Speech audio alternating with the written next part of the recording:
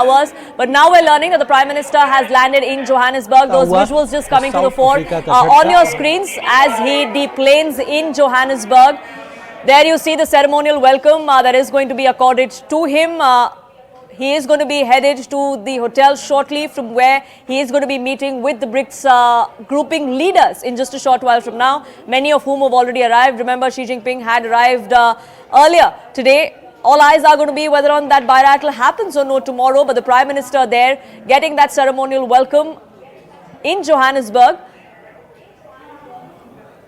As he leaves the airport premises, we're perhaps going to be seeing glimpses of the diaspora of the expats lining up the streets of Johannesburg all the way to the airport, all the way to the hotel that he's staying at, like we've seen in many other countries as well.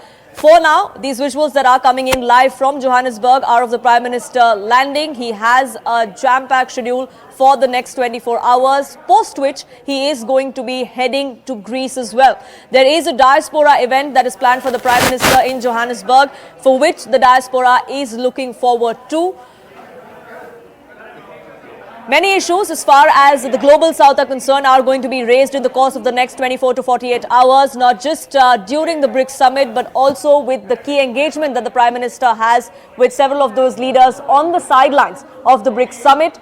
Terrorism, economic cooperation are going to be those two crucial issues.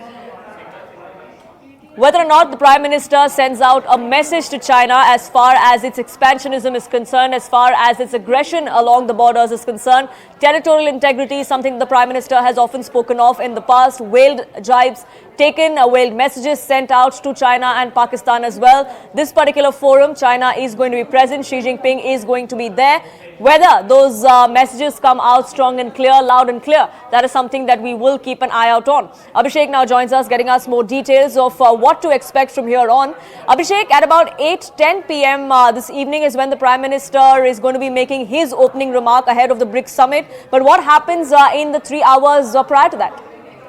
Of course, the Prime Minister will be, he's going back to his hotel, and where some preparation will happen as to what are going to be the discussion. Maybe Prime Minister and his team will also decide about the next 2 days that the bilateral meetings are going to be scheduled, because yesterday also the Foreign Secretary has said that it is an evolving process, and the plan has still not been finalized about Prime Minister's prospective bilateral meetings with the leaders, because about 40 leaders from about 40 countries are gathering in Johannesburg right now, because after BRICS, there will be BRICS Plus meeting also, where Prime Minister will have an opportunity to interact with so many leaders from across the world, leaders from UAE, Saudi, Indonesia, Bangladesh, and so many other countries as well. And before that, Prime Minister is having a meeting with BRICS grouping, where 20 minutes detailed speech or time will be given to each leader, and they will be, talking about their priorities, their concerns, and how to solve the concurrent global and regional issues.